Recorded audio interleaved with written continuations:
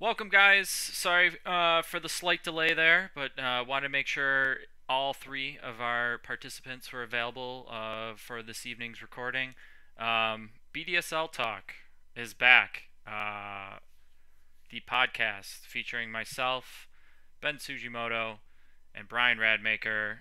We're here to talk about the 2024 season. We're going to get rolling here. I'll bring the guys in. Gentlemen, welcome back to both of yous. We didn't actually do this last year, if my memory serves. We couldn't make the timing work last year.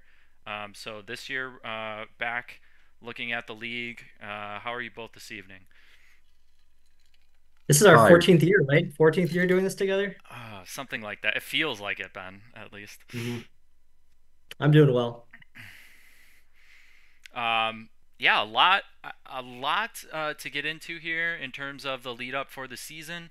Um, I'll say this: not a lot has changed, in my opinion, versus last year. A lot of the same teams are back. There hasn't been a ton of new teams to come in and leave.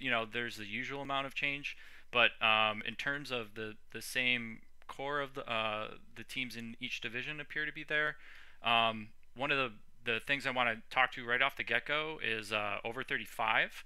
All three of us are able to be participants in that league now, but only one of us does. And Ben, this year, splitting the division into two. Now we have Premier and Championship in over 35. And last year, the way that worked in terms of the kind of funky divisional setup, maybe didn't go exactly the way I'd hoped, but maybe laid the groundwork for the swap over this year.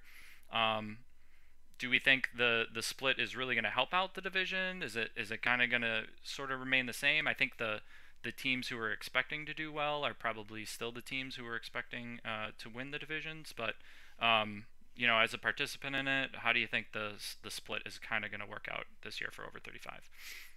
Yeah, I think the sense of maybe it was midway through last year. There was some frustration over the way the schedule was split up and how Tier A was playing Tier C sometimes, and Tier C, I think we won by forfeit. I think three times, and during that span, we just sort of realized that next year is going to be the year when everything is going to kind of make sense. It's going to have a clean split. There were already teams who were talking about we're going to have an A team, and there's going to be growth for some older, less slightly less competitive teams, and I think we've seen that come to fruition, right? You have West United Rowdies, you have Blue Heavy, you have really now a pretty robust lower division that should have pretty good competition. CS Italia has gotten better by bringing on some members of Azuri, and then now you have the top where everyone is trying to really get as powerful as they can, because there's not really going to be any easy weeks because it's the talent level is pretty well spread out. So I think it's exciting. I think maybe there was an opportunity to do this last year, but at the same time, there would have been maybe two or three clubs who would have felt, we're in the division that we shouldn't be in. So I'm glad that we tried the three tiers. It didn't really work, like you said, but now we're in a good place in terms of a good separation of competition level. And I think people will be a lot happier this year, and I think you'll see better competition.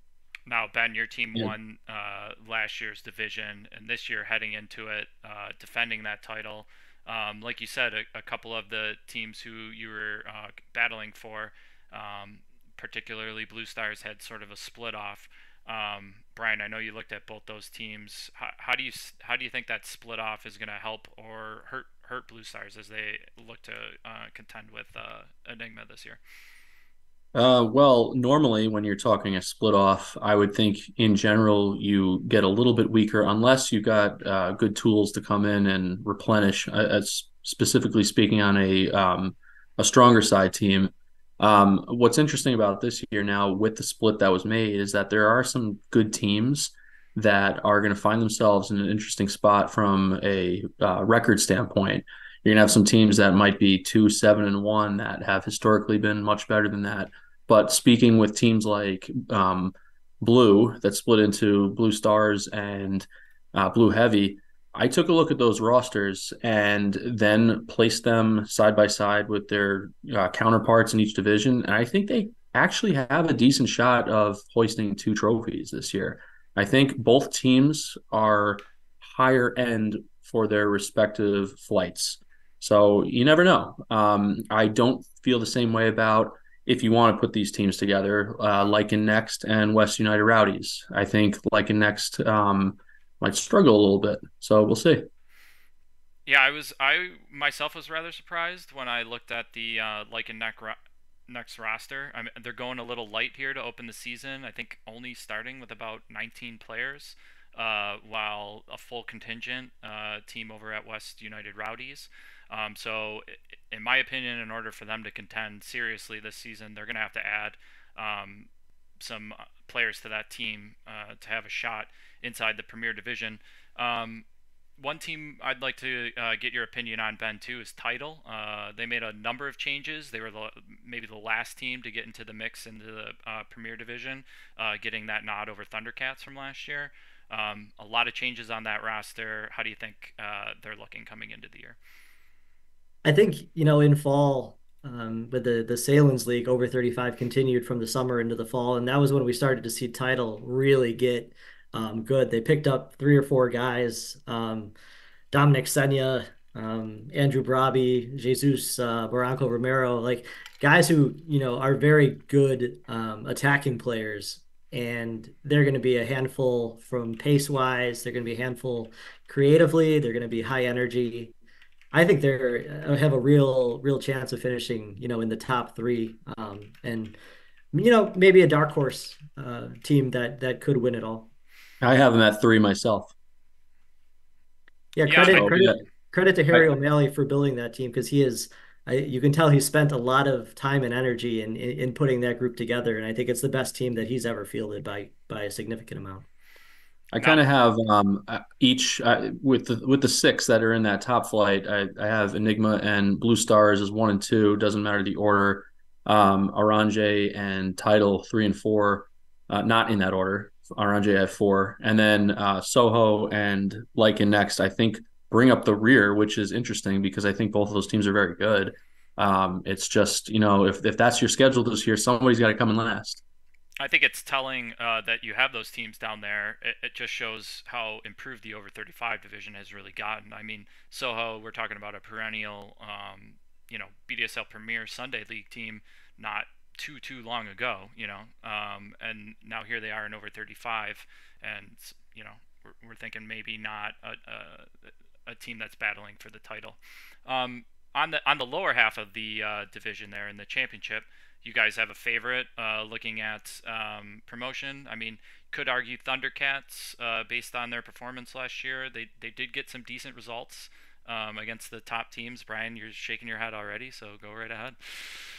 Yeah, no, in fact, I don't think Thundercats can compete with some of the other ones. Todd Showalter is no longer on that roster. I think he carried a lot of the load from a goal scoring standpoint.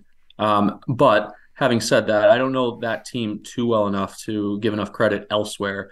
However, I do think that Blue Heavy should be the favorite, just taking a look up and down that roster. And I really think the merger, so to speak, of CS Italia and Azzurri is going to help out CS Italia, and that might be eye-opening from a name standpoint, but I think that's a little bit of smoke and mirrors, just the name. I really do think there'll be a top half of that Flight B, and I'm sure to a certain extent the West United Rowdies will also be in the mix there. Thundercats I have in the bottom half of Flight B.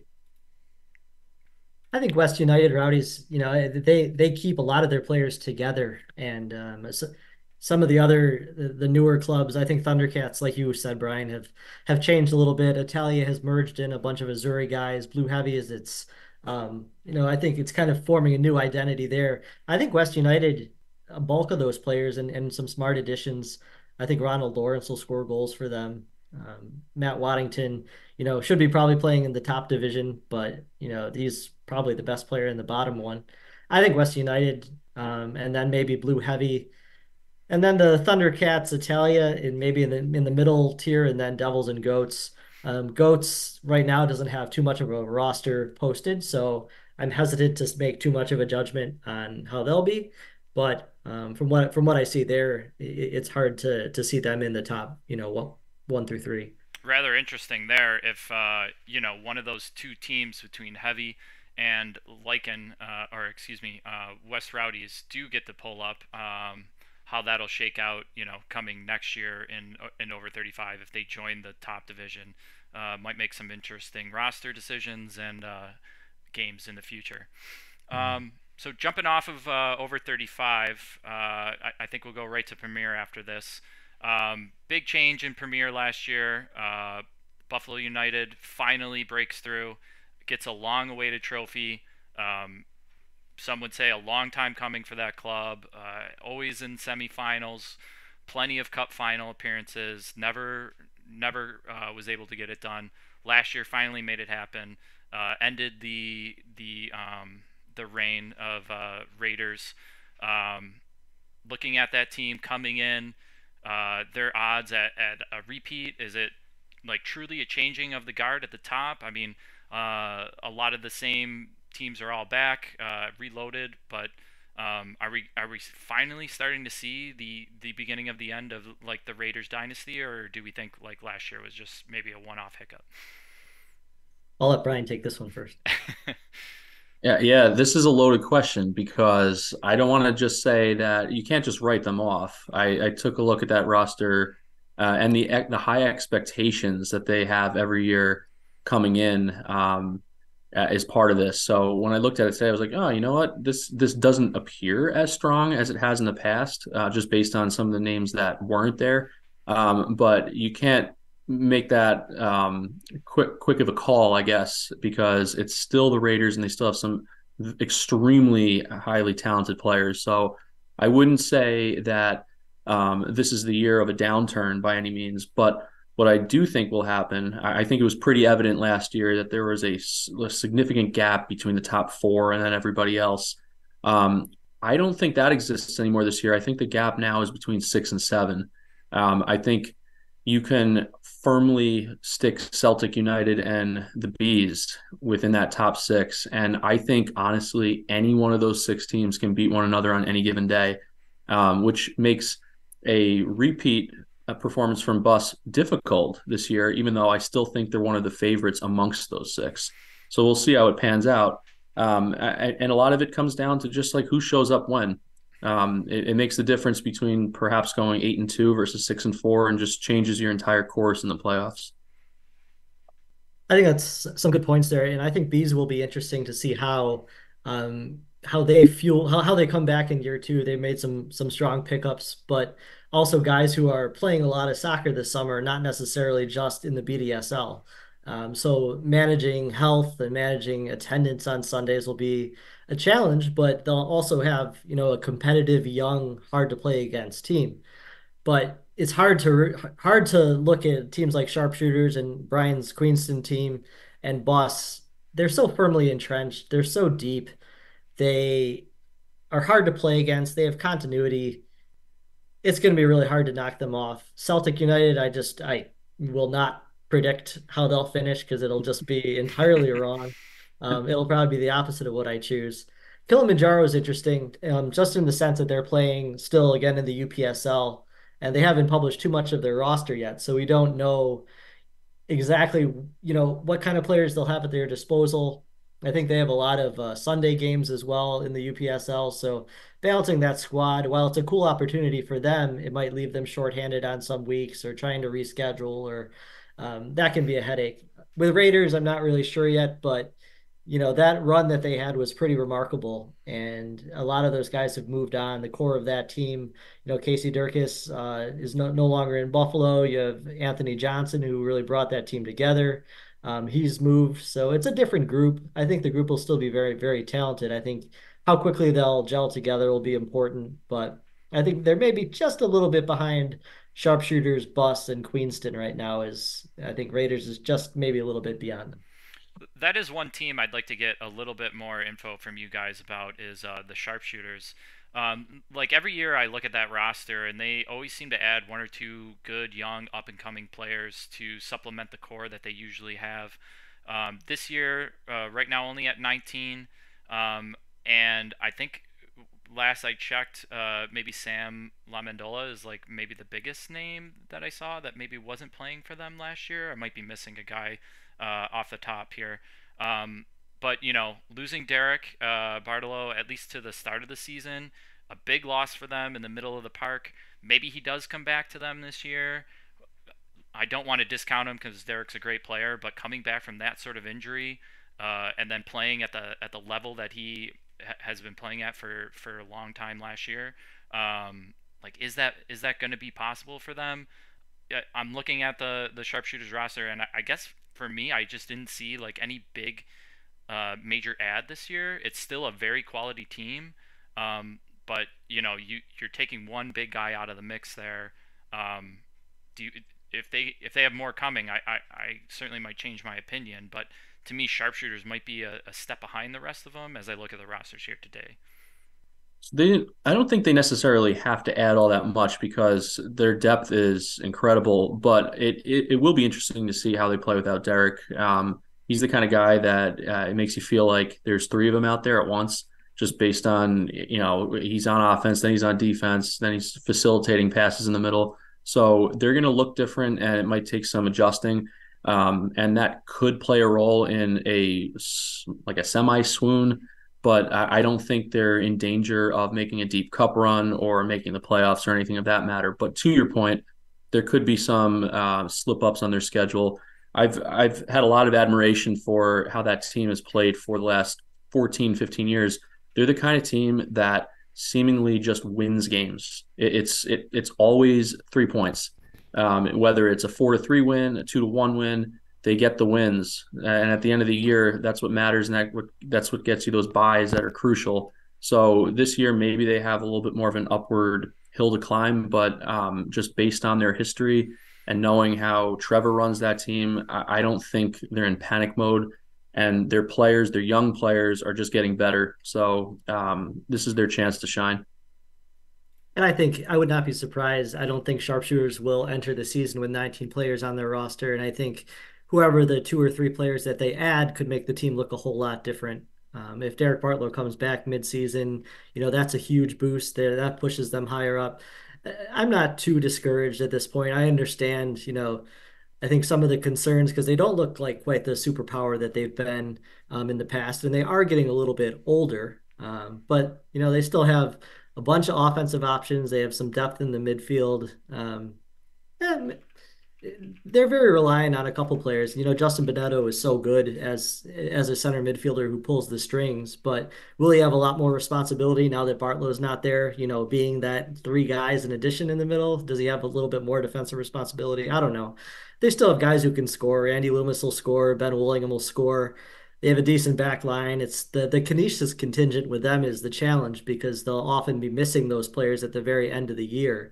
So you're Elliot Weber, Riley Wagner, Max or not Jack Petrie's, those are big losses if you don't have them in playoff games. So, but at the same time, they're huge assets when you do have them during the year. So, yeah, I think sharpshooters is still not in danger of dropping outside of the top four. I'm laughing here because in chat as we're streaming here, of course, Trevor Lawler, manager of Sharpshooters, is giving us fair warning that more names are incoming. So perhaps I'm sleeping on them, but Trev, just You looking at can't. the team you put on right now and speaking to the people with what's there. I'm curious to get your guys' input on two of the new teams coming up this year, NMB and Polonia Legacy.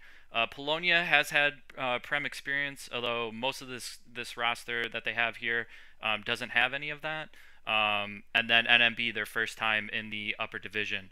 I think we would probably agree just about any team coming up at this stage, making the jump into championship is facing a tough struggle. There hasn't been too many teams who have been able to break into the playoff positions or at least have consistent success. Bees might be the one, as Brian pointed out, that is most poised for that in the recent future. But just looking at what NMB and Polonia have put together for the coming season, do you guys think both of them are going to be safe from the drop this year, or is one of them looking like it could be one and done? So I think one of them might have a better chance than the other. I'll get back to that though, because I think both might be saved because of the Bandits.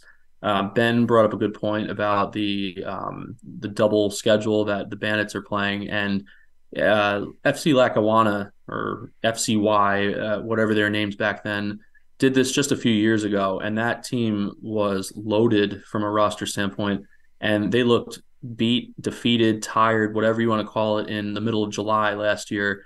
I think the double schedule took a toll on them, and that was them. This is not the Bandits. The Bandits are a step down. So I think if the Bandits run into some issues early on their schedule, that's the kind of team that might just peter out and finish in 11th. But of the two, between NMB and Polonia, I like NMB's chances. I think they're a cohesive unit. I got to see them last year.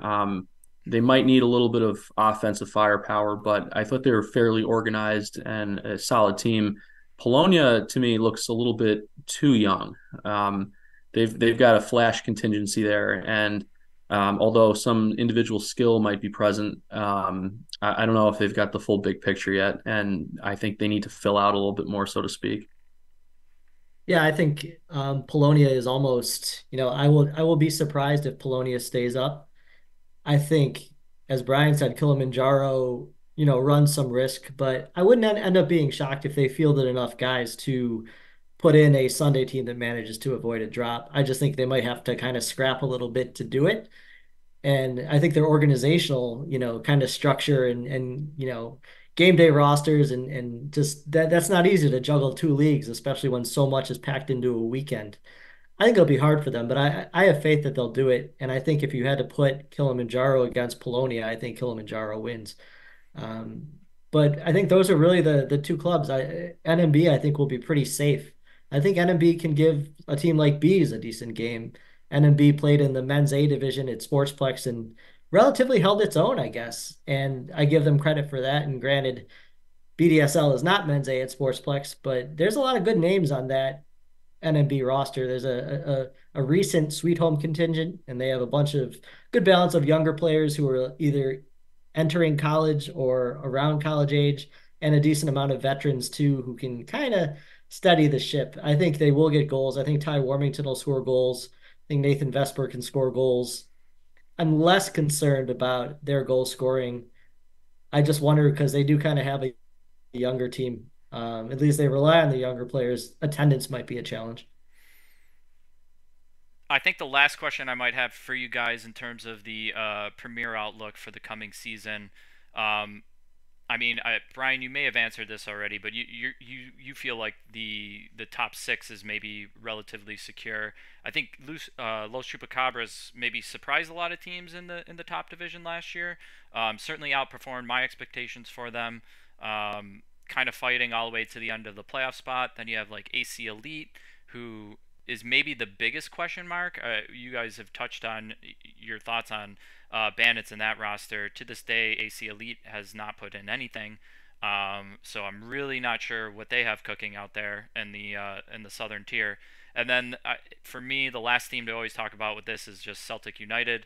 Ben, you mentioned it often off the top. Predicting that team is next to impossible. Beginning the season last year, or pretty much every year is like high expectations that just are never truly met. They're not getting any younger either.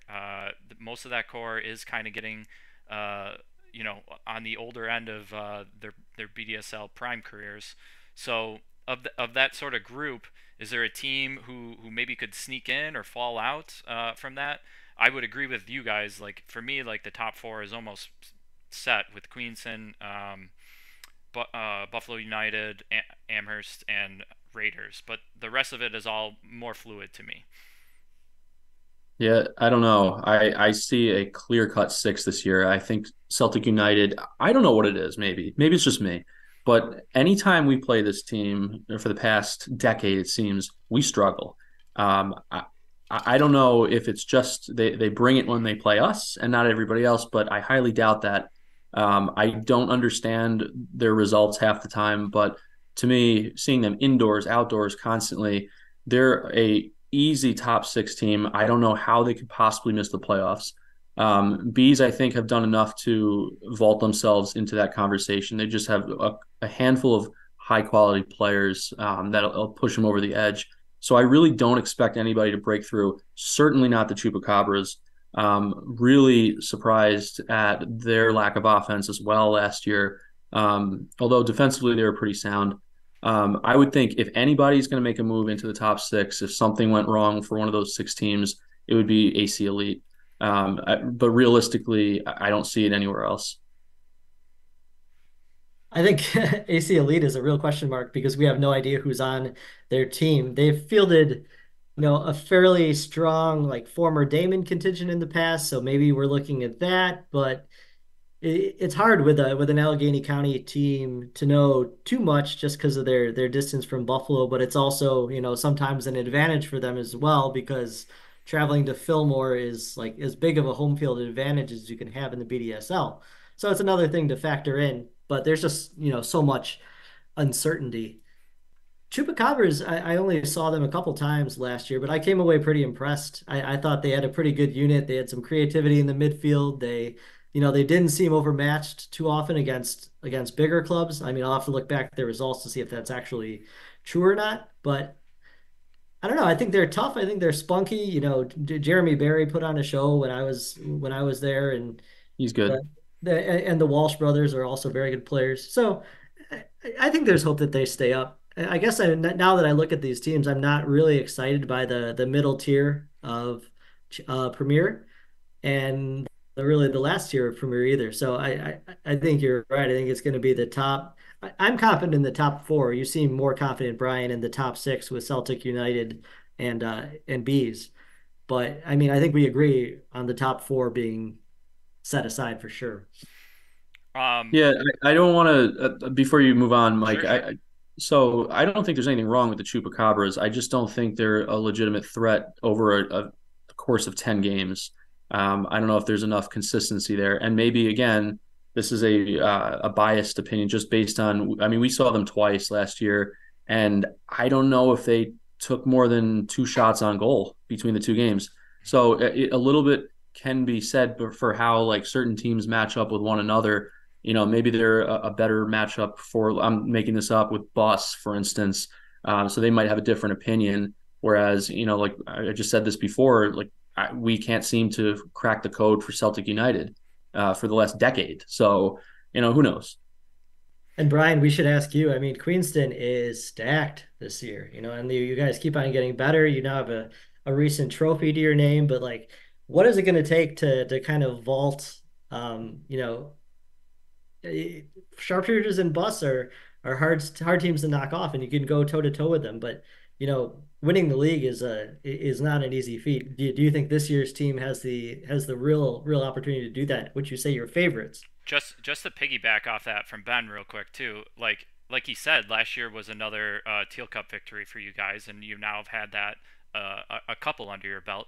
Is it ever like a talk amongst your kind of team that like, okay, that's sort of in the bag, like maybe our attention is turned more towards a league championship, or is that it doesn't really matter? I mean it probably doesn't, but I can't speak to that. Ever never won a trophy in BDSL, so I'm just kind of curious as to do you put a little bit more focus or attention on maybe a league championship versus a cup one? I mean, I think we'd be lying. We don't talk about it, and we talk often. We don't really talk about which one's more important, but it would be nice to check that box to get a league title. And if any year that we thought it could line up, it was last year. We earned ourselves a bye. I think we went almost 100 days without a loss, and then we got to the semifinals against an Amherst team that were missing some of the Canisius counterparts and fell flat, lost 3-0. It's just sometimes the stars have to align no matter how strong of a season you're having. One wrong move and it's over. So I think walking away with any trophy is the goal. The trophies and the Teal Cup has been kind to us. We've had a lot of success there, obviously. I think just a lot of our guys are up for it. Like we say, we're a Thursday team. We're willing to play on those nights and play hard. But I'd be lying to you if that was the last piece of the puzzle. Walking away with the Premier title. We were overmatched a few years ago when we had our chance against Raiders, even though we jumped out early.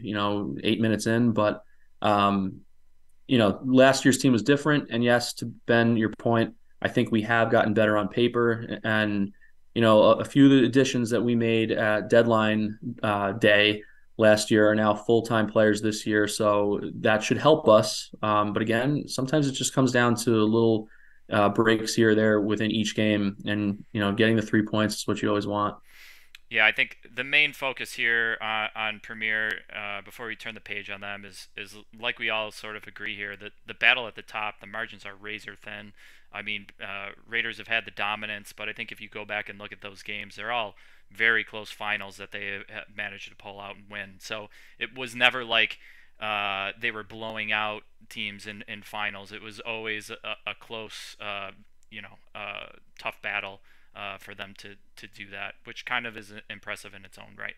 Um, I want to move on here to championship next. So last year, coming into the season, I quite honestly was not thrilled with the lineup in championship. I thought the team and the division, or the teams and the division as a whole, were kind of on a downturn. I gotta say, this year I look at championship and I'm a little bit more excited. I think there's a lot more talent overall across the division. Some new teams involved here. Some of the teams that are returning have recruited very nicely. I think that this division on paper for me looks a lot better and a lot more intriguing coming into the season. I'd like to get your guys' opinions on some of the new teams coming in. I have pretty high expectations for Buffalo Celtic and Rants right out of the box.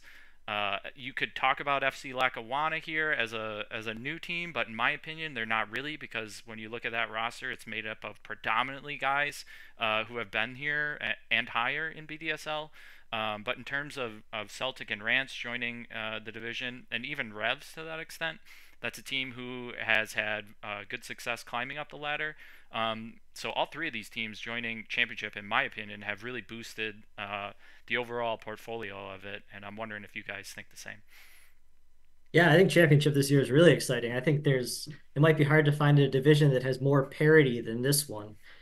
I mean, you look down the list and I could see five of these teams winning the league, maybe.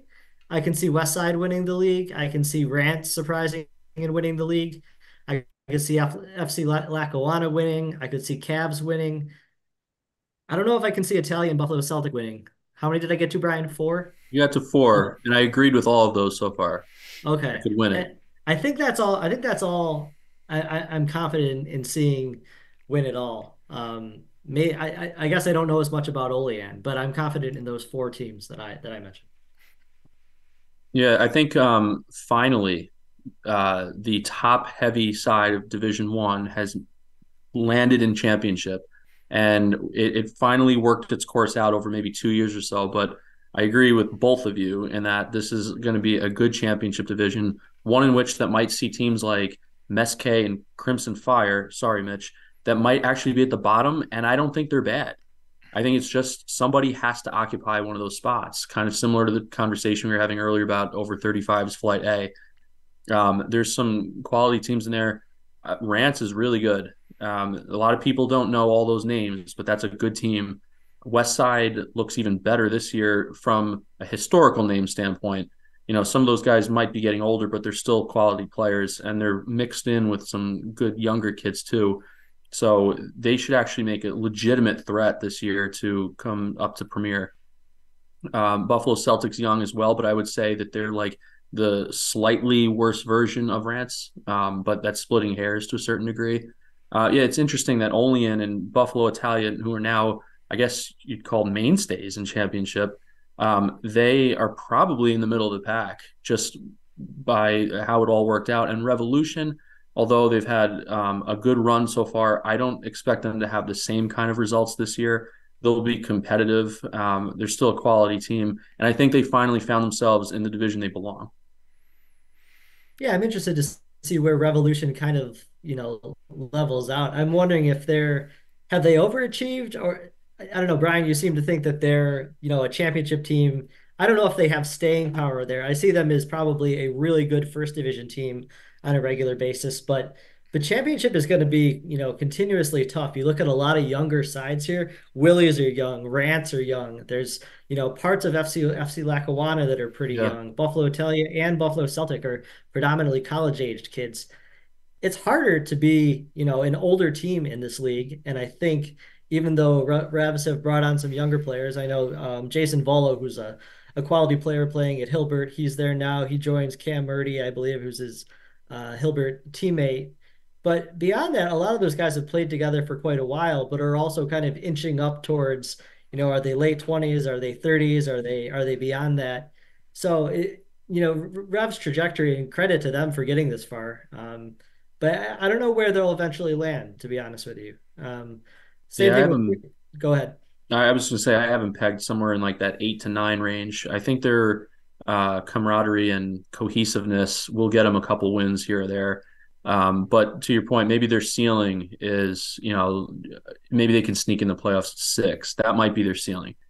Mhm. What I'm curious about, because it seems like when we looked at the challengers for the top of the half of the division, and I think Brian, you even said it outright. None of us really mentioned Buffalo Italia, a team that played in the final last year, right? And I myself feel the same way. Like I look at the teams who have joined and the teams that are back this year and how they've retooled rosters. And not to say Italia hasn't done anything really wrong or hasn't added like good players, but maybe in my opinion last year, like a little bit of lightning in the bottle with them. They played really stout defensively to get to that final. Not a ton of goal scoring out of that club, but the fact that none of us even are like ready to mention them as a team with the possibility of taking the overall title. Yet they played in it last year. To me, that just tells you how strong this division looks versus Yeah, it's a 2023. better division this year, and they didn't win a playoff game last year. They won penalty kicks twice. So like, and they drew a lot of games in the regular season as well. So I think that would have to change for them to be a legitimate threat moving forward. And how do we feel about Cavs? I think Cavs are, I don't know if they're the oldest team in the group, but they're getting pretty close. I would say it's either them or West Side as the senior folks. And Shearer, you're very familiar with a lot of players on Cavs. How do you think this team stacks up with the rest of the division? I mean, I think they're going to be good. They have a very good quality and core coming back. Defensively, they're very strong.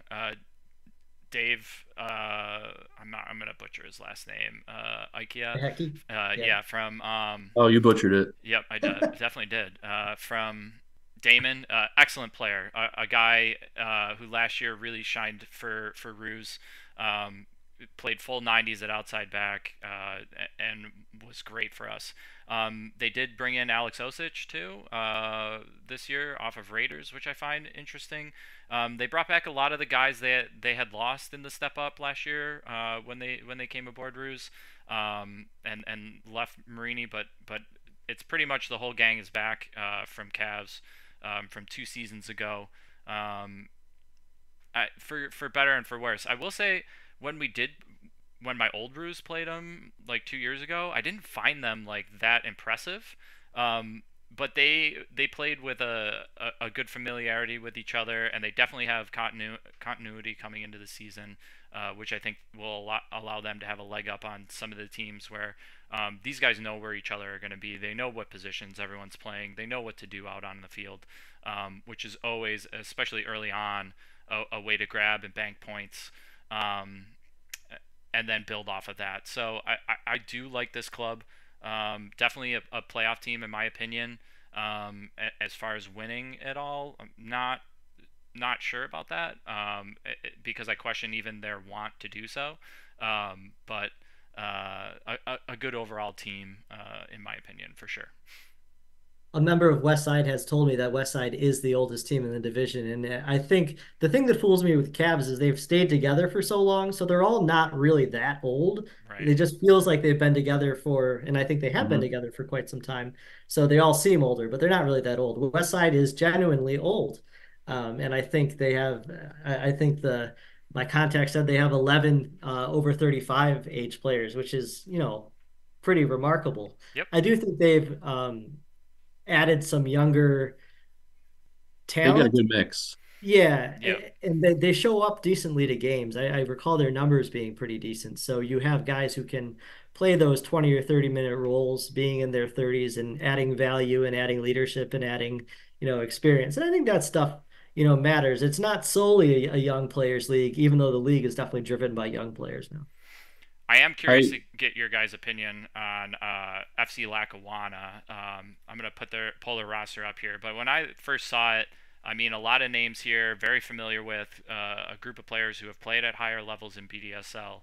Um, but obviously some names that cross over both with their UPSL ventures, just as how we talked about with Bandits. What do you guys think of their prospects this year? Do you think that they're going to take it kind of how they did a couple years ago, where like UPSL was a focus and like this is sort of on the back burner? But if that peters out, like this is a team that's probably going to go full bore in championship. So I'm curious to get your guys' take on that. I don't think there's as many on the roster today that are playing for the UPSL side. No, no, There's a Six. There's few. six of them. sure, Okay, yeah. but the biggest names, obviously. So Yeah, that's a good point. And there could be some wiggle room to add some other names down the road, but I'd be surprised if this team doesn't make some noise in August. I think they're good enough to make a run and could win it all. They're one of the teams that I specifically think have what it takes to do it. There's enough there.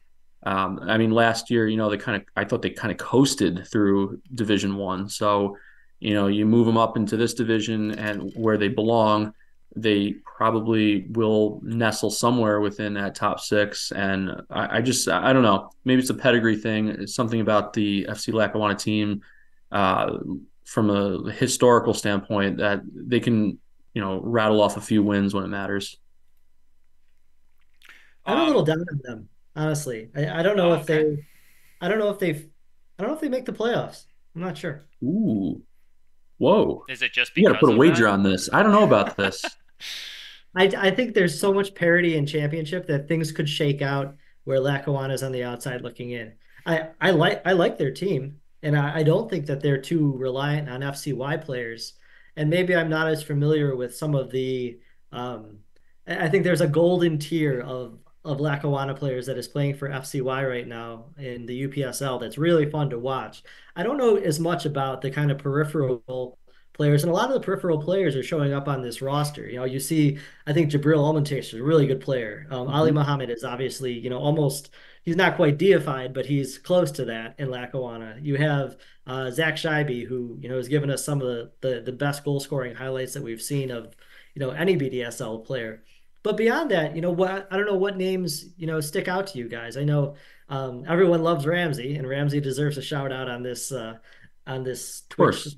stream. But beyond that, who jumps out to you? Nagib Ali has a great history in BDSL, but yeah, I think he maybe peaked, a couple of years ago, and he hasn't quite had those same absolutely dominant numbers. So maybe it's my lack of familiarity with some of this roster, but it doesn't stick out to me as a top half of championship kind of team.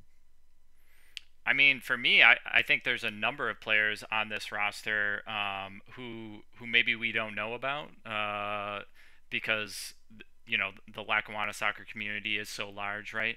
And I think they have enough guys in leadership roles that if this is the roster that they put together and think can compete or at least play with some of these other names that are on this list, gives me enough confidence to say like this is probably going to be a good enough team to at least make the playoffs and championship uh, if everyone's in it and focused. They have good leadership outside of Ramsey with the names you mentioned. I'd say Chase Egan is a guy who has played a number of years for them now and kind of has a leadership role within that group too. So yeah, I know maybe not all the names are ones we're used to seeing from Lackawanna teams, but the fact that this is the group that they're putting together around some of the bigger stars who we've seen play for Lackawanna over the past few years, at least gives me enough confidence to think that this could be a team, like Brian said, that maybe they don't, live up to a week to week like standard that I think they might top out at. But overall, when it's said and done, when the playoffs roll around, like if they're there, they're going to be all in on it, which makes me think they could win it. So, the team I'm kind of most interested to get your guys' opinion on is perhaps Buffalo Celtic. Maybe the only club in the Celtic family that overachieves here. The first good one we've seen in a little while. Taking nothing away from Celtic United, but for a team that has title aspirations, they've kind of come up short.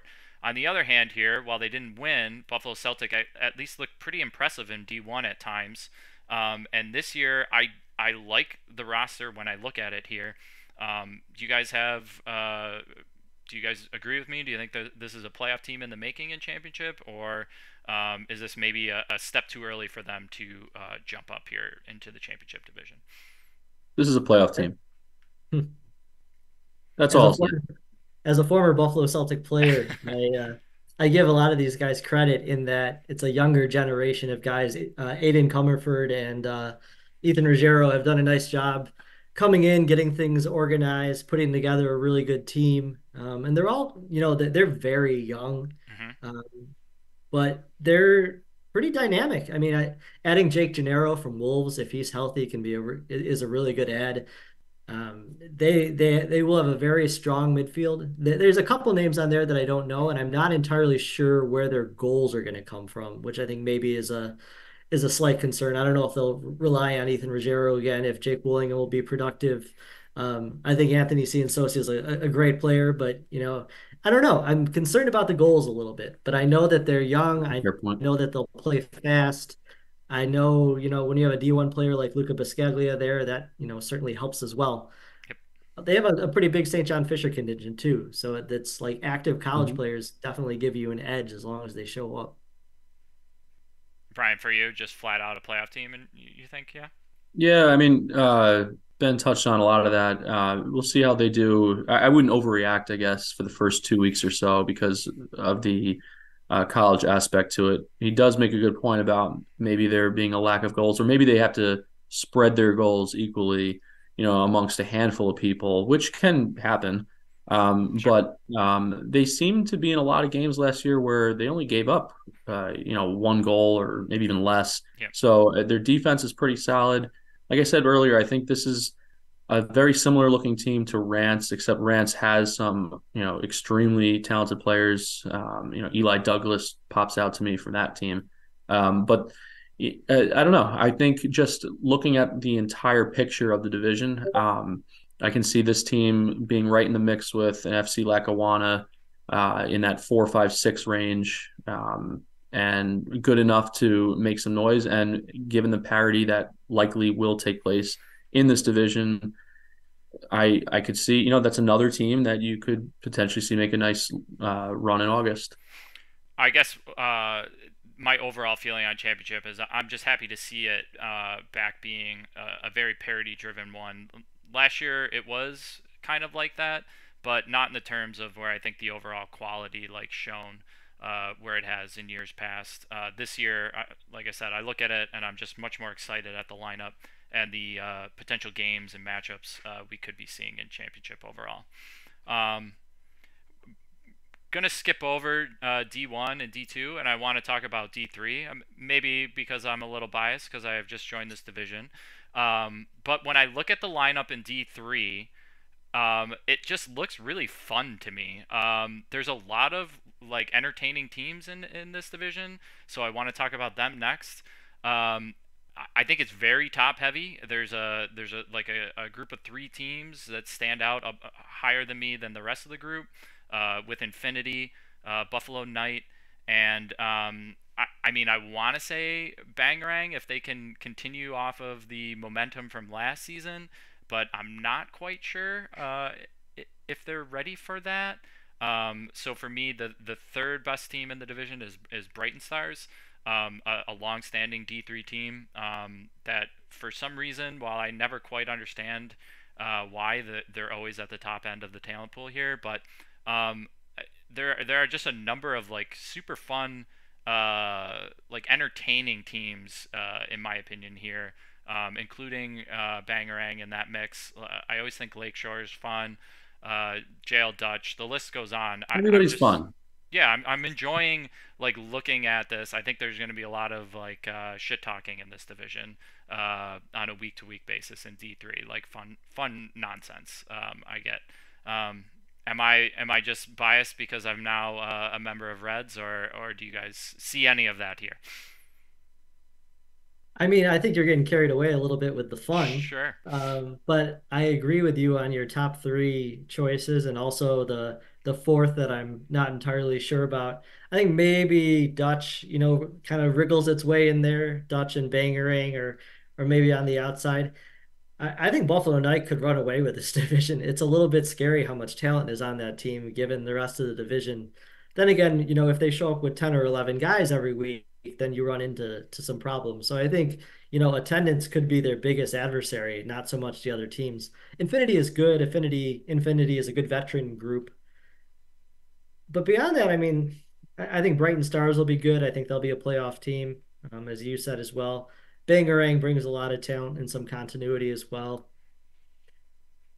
I don't think it's that exciting. I think it's pretty Hmm. cut and dry who's going to be in the top half and who's not going to be in the top half. Well, what's exciting? You guys both think the Brighton Stars are in your top three, and I actually have them in 10th right now. Okay.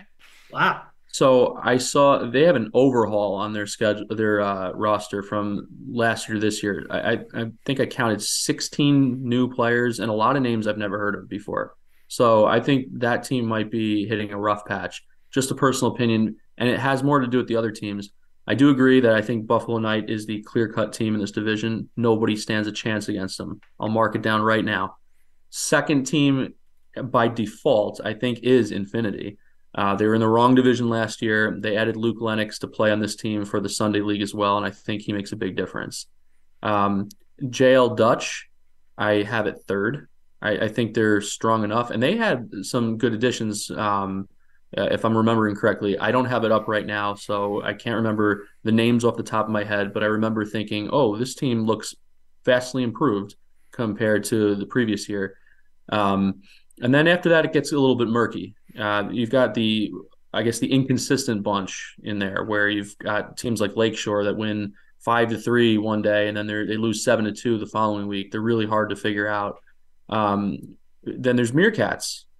Ben, I believe this is your team this year. It is my team this year. One of my Yeah, two teams. Yeah. I mean that's another team that I think could win some games and then randomly lose some games. And I think it comes down to who's showing up Sunday to Sunday, like it is for any other division. Mike, you've seen your team now firsthand playing in a scrimmage. I always come in with the same expectations as Reds. It's I hate to say this, but like vanilla. You kind of get the same results every year for the past 14 years or so. Um, I, I don't know. I don't think there's anybody that's really going to challenge Knight, and I certainly don't think it's the Brighton Stars this year.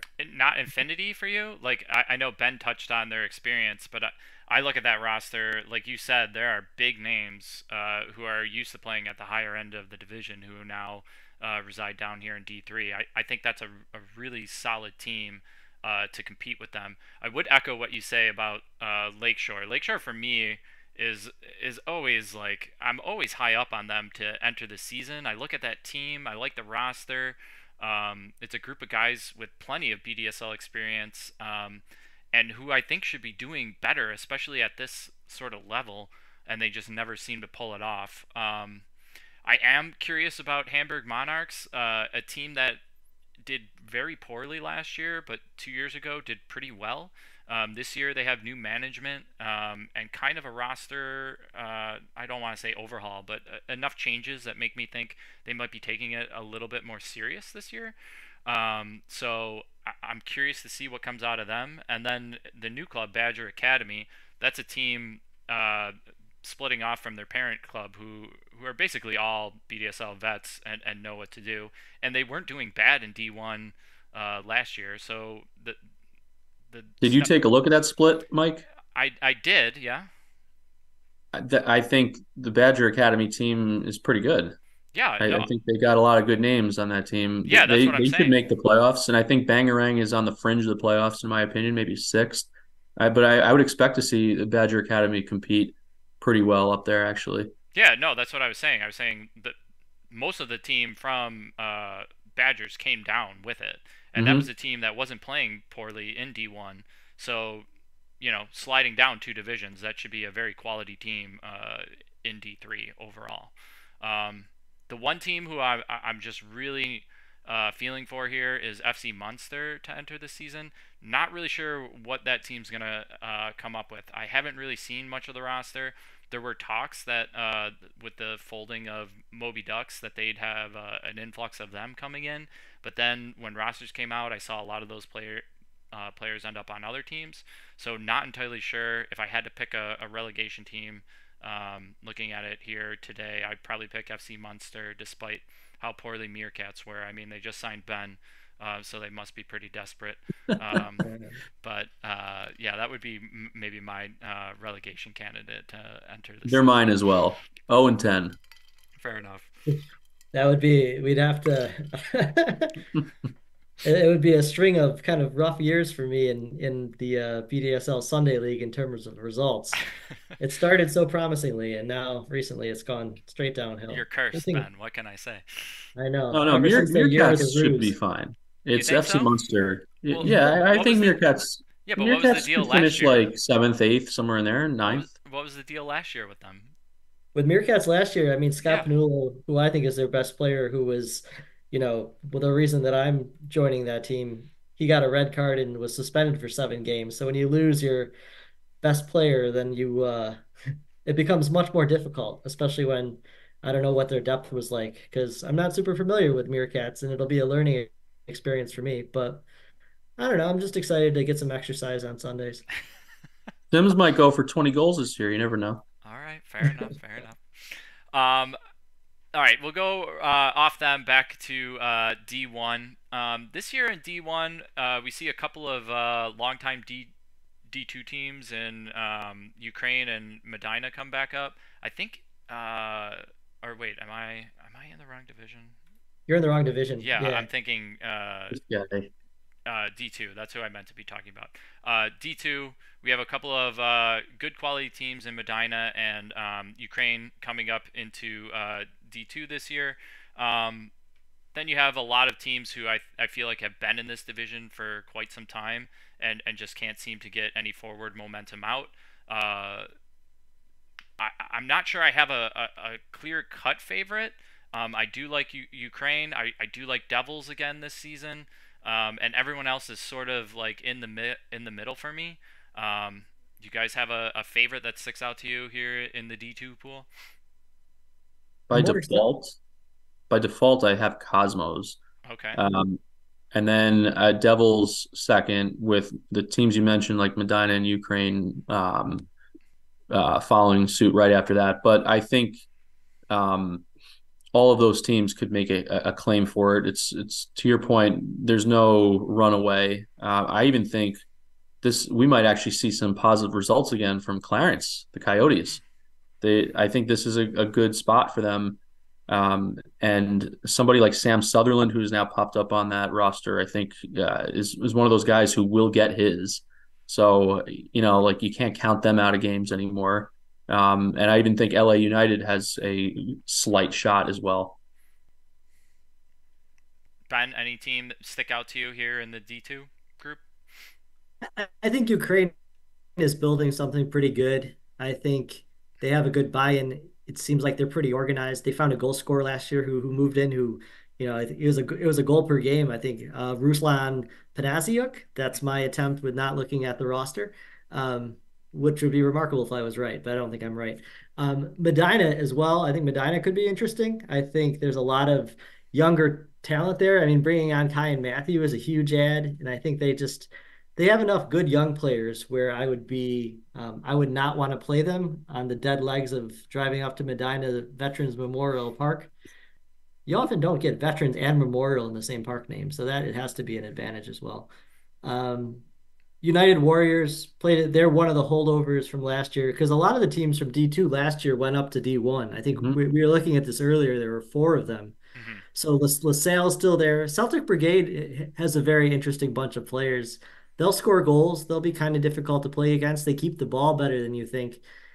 It's a matter of numbers too as the summer goes on that things start to get a little bit dicey. It's not a lack of talent, but if you don't have one or two of your best players, it'll hurt some teams more than other teams, and seems to hurt Brigade quite a bit. But I would say Ukraine, Medina, and um, I don't know, Buffalo Cosmos as well. I think there's a good batch there, and I wonder if there's some players that'll be added to that roster that make them seem even more dangerous. One thing I want to get your guys' opinion on too is the new club, Wolverines United, first year in BDSL. Um, their roster very helter skelter, very heavy on BDSL free agent wire here, and for the first time, doing my research since I think like 2002, 2003 sort of time period, we're gonna have our first lady participate in BDSL summer. So, I mean, this roster is kind of all over the place. Um, Curious to Yeah. think your thoughts on this club overall. They do have a handful of guys who have some PDSL experience, but for me, just a lot of names of guys who have not played together really at all. And if you know me and my opinions on that, I have a strong feeling on continuity, especially early on. BDSL season is short and tough. It's just really hard for me to think that this team is going to get off the ground running right out of the gate with like basically a collection of free agent players thrown together. But I am very interested to see how that kind of goes for a club in BDSL. Me too, because I worry that this team could fall apart quickly if things don't go the right way this summer, and I don't think they will. I think they're potentially in the wrong division. Maybe they'd be best suited for Division Three. It's really cool to see a woman playing alongside the men for starters. Their uniforms are awesome. They seem to be very active, at least on Twitter. Maybe they're in a lot of friendlies or whatnot. Everybody's fully dressed with the uniforms already in pictures and whatnot. So I think the rah rah part of this is already there, but I fear that the results won't follow. And if they can weather the storm and see the big picture, maybe this is a team that could fall backwards perhaps one year, but then work their way up the ladder by retooling and having that continuity in time. But right now, I don't think is the time. It's a pretty optimistic take. I think they maybe put a division too high. I feel like they might have a more solid foundation if they started in a division that they were, maybe in the middle half to better half. But at the same time, there's a lot of names I don't recognize there. I know there's, a couple from Great Lakes, Africa. There's, some people who I've seen on the free agent wire. It is really a hodgepodge of players, but it'll be interesting. It might be a nice Cinderella story if they do overachieve, if they do, it's a great storyline. First female player in as long as you can remember, a lot of BDSL free agents, a pretty challenging division. If they do overachieve, that's a pretty nifty, and I do mean nifty, storyline. All right, we'll go from D2 over to D1. D1, honestly, like sort of how I felt about Championship last year, kind of a weak pool of teams in my opinion. Some of these teams maybe on a downturn from where they've been in years past. I I look at this and yes, like Blitz won the championship last year, but these aren't a collection of teams who have like a long-standing history of like winning lots of games. I think like Southern Tier maybe has like the biggest argument for that. Perhaps Great White Buffalo. They've won a cup in their history, but they've kind of been up and down in the last several years. So I'm not like overly excited about this group. Sort of how I felt about Championship last year. I don't know. Talk me off that. Do you guys want to shed a light on a team you think could be a standout in this D1 pool this year? I Sure. am all in on Outlaws. All Okay. in. All in. I think bringing in Jake and Max Montante, very helpful. I think they had a pretty good core to begin with. I found them really difficult to play against. Bryce Kirk's a handful in the midfield. You have Carson and Alex Teixeira, who are young goal scorers. Jake Montante, who you haven't seen in quite a while in BDSL, but he's a premier caliber BDSL player. And I think if you bring somebody like that into what are we talking about, D1, I think that's a significant difference maker. And you're adding him to a group that is otherwise stayed together pretty well. I give Kevin Kirk and Tom Engasser real credit, and Will Chow as well. Will Chow, I don't see him on the player roster right now, but I know he's been the contact for a while. So I think that team is headed in the right direction. And Anthony Rambino scores goals. I think that'll be a fun team to watch. They could really have some firepower, but not be a disaster at the other end. I have Outlaws at 1 as well, and that's Wow. even knowing that Max Montante will hardly show. He's on the roster for here and there, but he'll be, gallivanting across, whatever continent it is this year. So when he's there, though, that's a game changer, let alone being there with Jake. Another team that I think will do well in this division. By the way, I think this is the kind of division that will have a similar split to Premier, where there's a have and have not going on. West Side Blitz, I think, will be towards the top, but not in the top two. Queen City Gunners, I think, will be towards the top as well, but not in the top two. I think Niagara FC will be in that top two. That's a team now adding some more firepower in Robert Woods and amongst a lot of guys who really know how to play well with one another. This is one of those teams that are hard to break down. And I really just think that they're in the right division now to make some noise.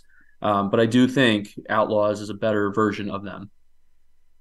You I can sell me on Gunners too. I'm looking down that Gunners roster right now, and I can pick out a pretty strong and young and Yeah. crafty, starting 11, and they have a good mix of players.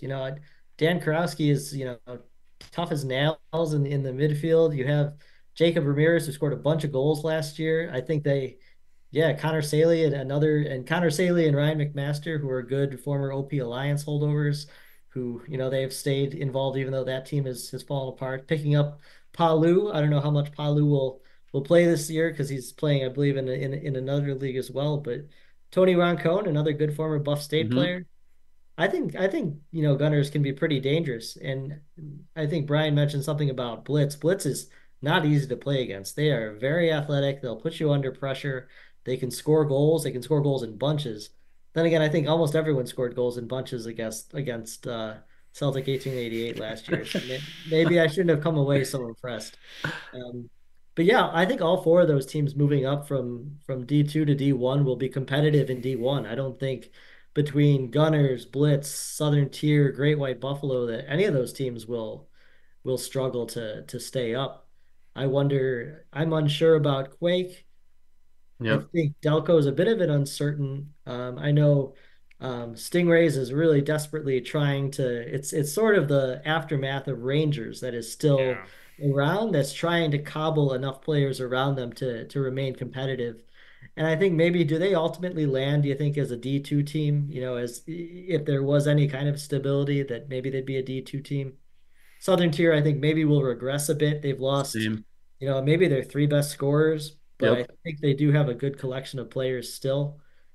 Stallions, I mean, I'll defer to you guys with Stallions. I think there's some talent there. I I did think want to maybe ask Brian about them in particular because okay. I think coming into last year, them getting into championship maybe a bit too early, but still, like that roster wasn't terrible. I remember talking to you coming into the season last year, and we both thought Stallions could be competitive. Certainly not the output that they put in championship last year, coming in dead last, and really, I don't even believe they got a win in the regular season.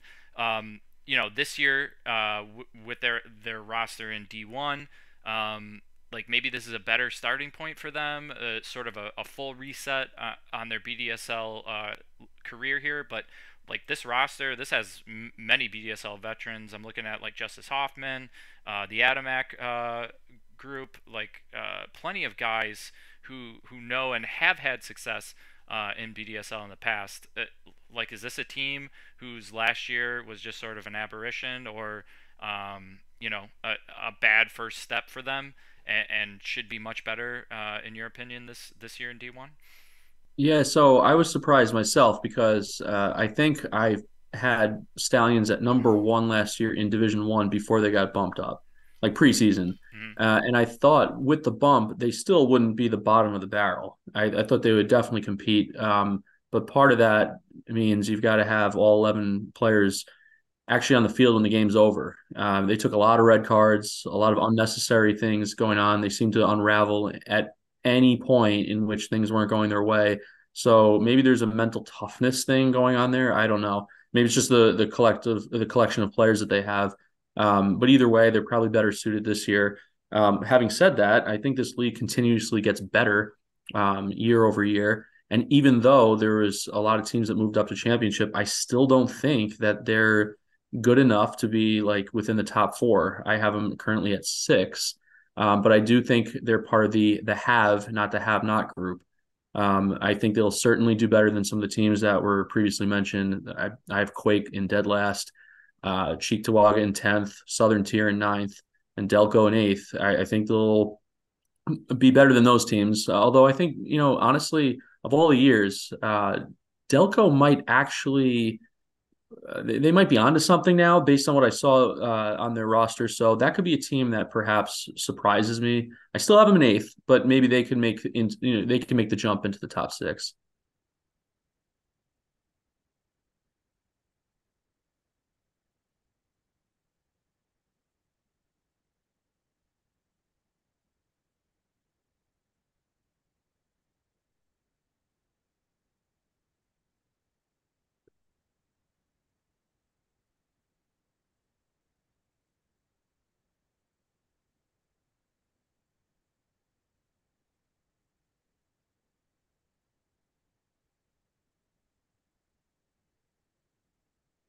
So I'm wondering like how we think that's going to play out there with them. I'm pretty excited about this Honey Badger team. I think the split helps the top club a lot. I like what Tyler Diebold's doing. I bet you he will be in contention for the Golden Boot. It'll probably be him, Jack Dick, Chris Wikowski, um, one of the Outlaws forwards. The trouble with having a couple of good forwards is they might spread their goals out. Mm-hmm. And maybe Robert Woods, maybe those are your five, strikers and somebody from Gunners as well. I guess it's probably not really that clear cut of a golden boot race as I thought. But looking down the Honey Badgers roster, I see them as a playoff team. Same. I see a pretty creative offensive contingent, and I think I just would put the over under on Tyler Diebold scoring 11 goals. A good number. Yeah. So I've basically given you the order of this entire division, how I see it, and Badgers was my five, with Great White Buffalo being seventh. And those two teams are probably just a smidge of a difference between one another. I had to work in smidge, by the way. I think Great White Buffalo is just missing somebody like Tyler, somebody who can consistently score goals, and that might be the difference of anywhere from 2 to 4 points and make the difference of fifth to seventh. Yeah, I agree.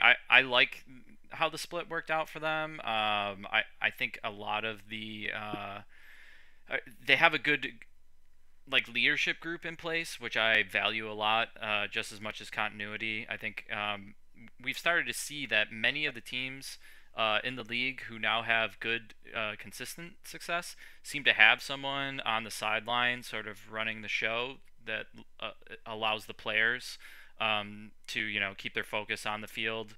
You don't have issues with substitutions. Guys who shouldn't be out there at inopportune times aren't. It's kind of been a trend I've seen that started in the higher divisions, but has certainly trickled down into the lower ones now, more Like and more. a Mike Schieber to a defunct Ruse. Is that what you mean? Yes, a Brian Rademaker to a Queenston, a Ben Tsujimoto to whatever team he's running, Enigma, for example. But something like that, like it sometimes it does fall on the managers of the clubs to do that. But even outside of that, I've seen teams who submit, they still have a guy who just runs things on Sundays for them, and I think that has become a more valued position for people in the league to have someone there to assist them run the show so they can actually play. Because usually the managers are guys who are talented and should be out there helping the team.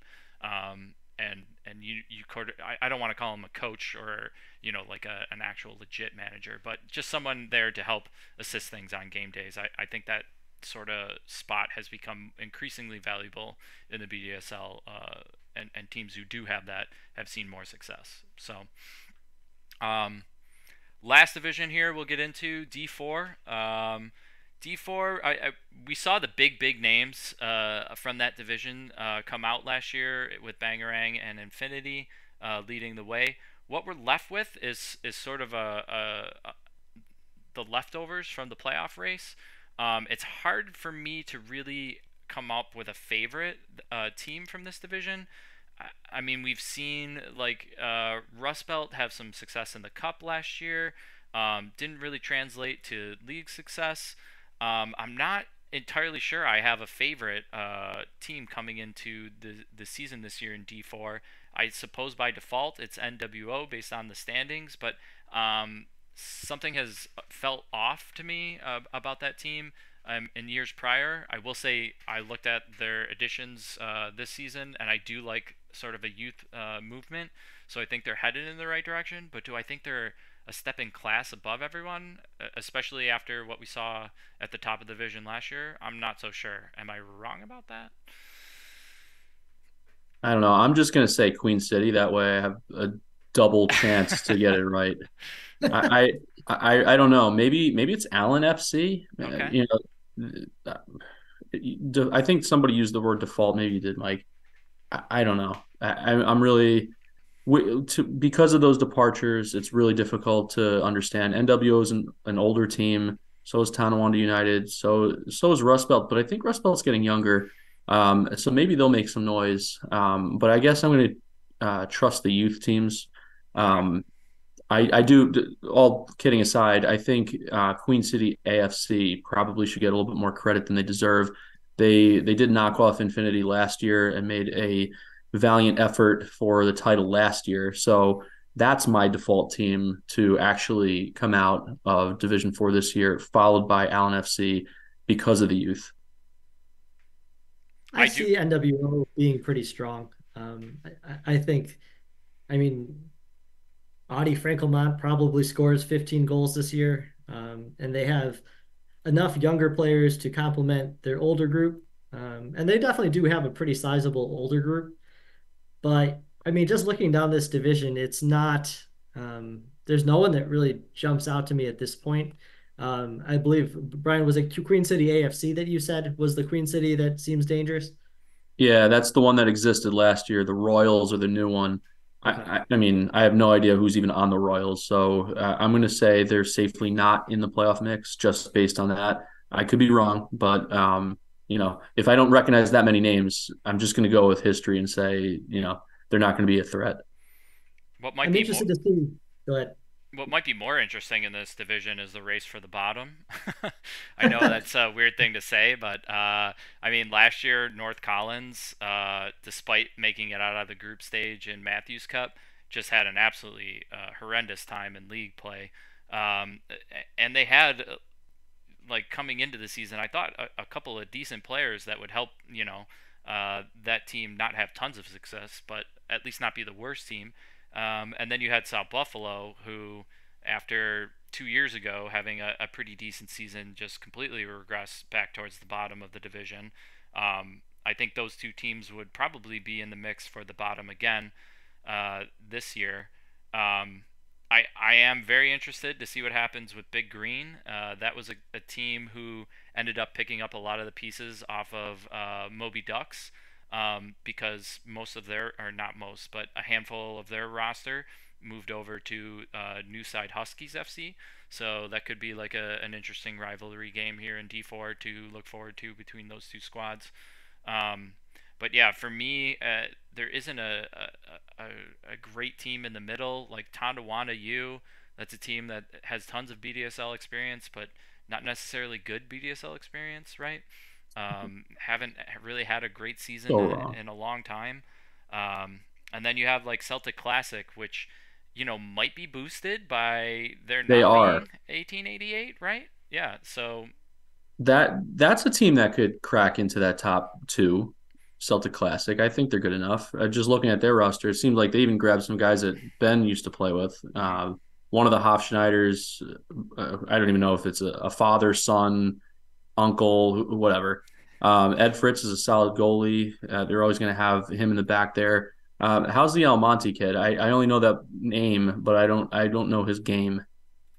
I think he'll be a pretty effective D4 player. He'll probably score 4 or 5 goals just by virtue of his hustle. He's not a real technical player, but he will give you pretty remarkable effort. I don't see this team as in the I see this team as being mid-table. Maybe Austin Mueller will have a bit of a renaissance. I think Armin June, is was a solid player when he was in D1. Um, I don't know about this team's depth. We'll see how that goes, but it's D4, and I think they're a good enough D4 team where they can finish mid-table. I don't see them finishing top two like Brian does.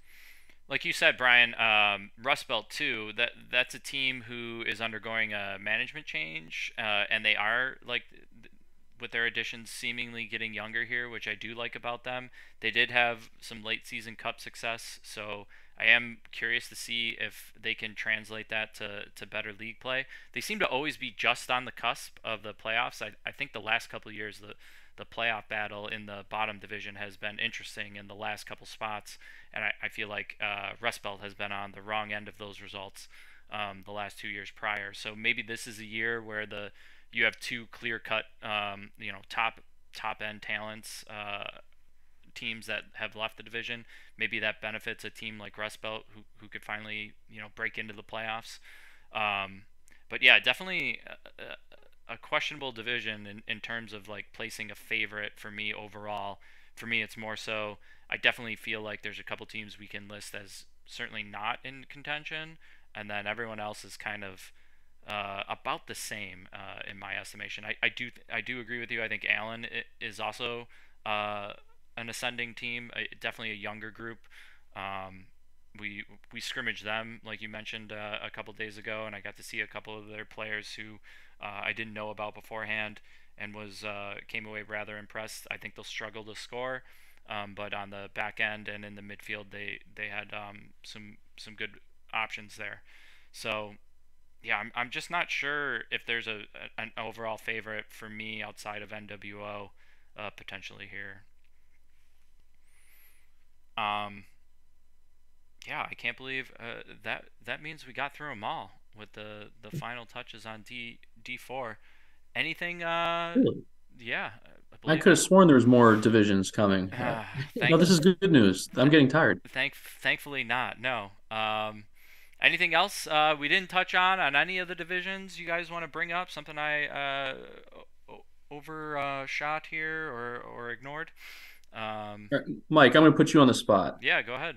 Right now, Yep, you've got to give us a Matthews Cup winner, a Wood Cup winner, and a Teal Cup winner. sure. Pick 'em. I am going to take in the Teal Cup. Um, I'm gonna go with Amherst for my Teal Cup champion. I think for them, playoffs in BDSL has always been difficult because of their roster makeup. Like a lot of their big players are gone by the time playoffs roll around, and I think if they can have a good cup run, um, that gives them maybe their best opportunity to win a trophy. So if they're not gonna, for me, I don't really think they're gonna win the league this year because of that. So I still view them as a title threat. So I'm gonna give them the cup, I guess, in that sense. Um, boy, I don't know if I have a favorite for Wood Cup. I guess. Oh, jeez. I'm gonna skip Wood Cup and go to Matthews. I think Matthews for me. I think it. I don't think kind of similar lines. I don't think Infinity is gonna win D3 outright. And I think because they missed out on two trophies last year, they're gonna be like extra razored in on winning one of them. So I'm gonna give Infinity the Matthews Cup. Boy, would. I don't want to pick a team in D1. I'm really tempted to take Outlaws to repeat. You know, they won it last year and they didn't get promoted, so they're the best option to win it. I kind of want to go off the wall and pick a team from D2, but I don't really love anyone. Um, Then don't do it. yeah, you know what? I'm gonna do it anyways. I'll take Ukraine. How's that? Ukraine Okay. to win Wood Cup.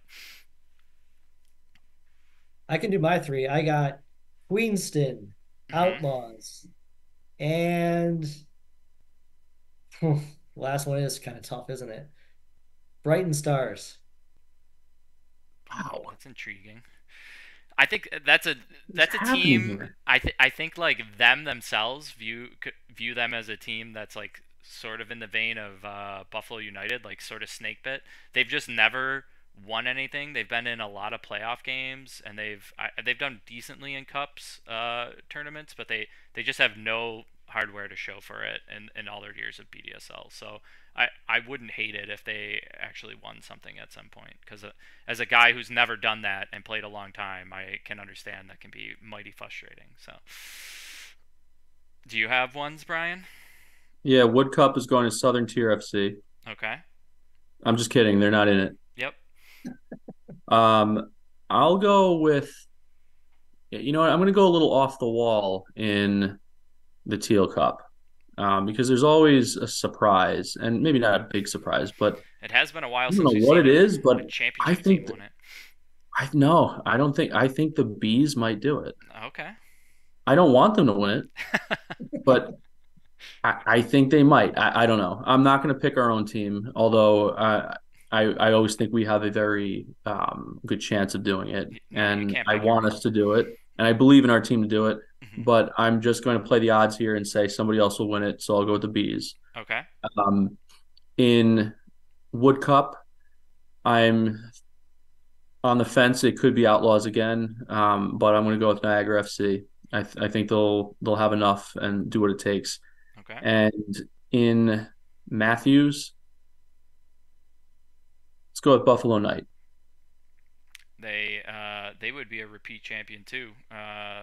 So I can't have two repeats. So then Niagara FC for sure. We'll go with Buffalo Knight. I really think Buffalo Knight is. You could have taken them and Wolverines right now, switched positions. Buffalo Knight would make the playoffs in Division Two. Wolverines would maybe not make it in Division Three, and Hmm. everything would be pretty solid in terms of teams in the right divisions. Yeah, I can we do am that? Is that a possibility? Can we uh, get that done right now? right now. I'm not going to commit to that, but we'll have a look. I will say it's interesting that we do have options for repeats. I feel like that hasn't happened in a very long time. I'd have to go back and look to see when the last time a team went back to back in Cup. I mean, obviously in Teal, you pretty much have the same option to do that, but in the lower divisions where there's more movement between it, has definitely been more difficult. But the fact that both Outlaws and Knight can defend those titles is very fascinating to me. Um, but yeah, that is, I think, going to do it for us. We just spent about an hour and a half chatting BDSL across all of the divisions. Yeah, thank you guys for joining me. It was always a pleasure to have both of you guys and your minds shared on the BDSL. So thanks for joining me here this evening. Yeah, thanks. It was fun. Long, but fun. Mm-hmm. We could have watched Home Alone instead, and we'd still be wrapping up at the same time. Or half of Lord of the Rings. Brian is deep into his first viewing on Game of Thrones, so I'm not sure quite where he is at that. And Brian, this would have taken up almost two full episodes as where you're at. So, Yeah, I paused the episode that I started for about 5 minutes before getting on here, oh because I jeez. thought I could wrap it up. I had about like 10 minutes left of season 7, episode 3, The Queen's Justice. So I'm going to wrap that up now. Yes, it's 2024, and Brian is just now watching one of the greatest television shows ever made. So, uh, you know, I'm gonna turn this off and go watch Fallout, so I can't say too much. All right, boys. Thanks for tuning in. That's going to do it for us here on the podcast. Thanks for everyone catching us live here. Appreciate you guys waiting and making sure all of us could be on it for this. Uh, can't wait to start the season. I can't believe it's already here. Seems like the beginning of April just came and went, and now we have games coming here on Thursday. So good luck to everyone kicking off in Matthews Cup and this weekend right around the corner. So everyone have great seasons, and hopefully we'll have some more podcast content later on this year. I'm not going to commit to anything, but hopefully I do have time to do more of it. So thanks everyone for tuning in, and we'll see you guys later.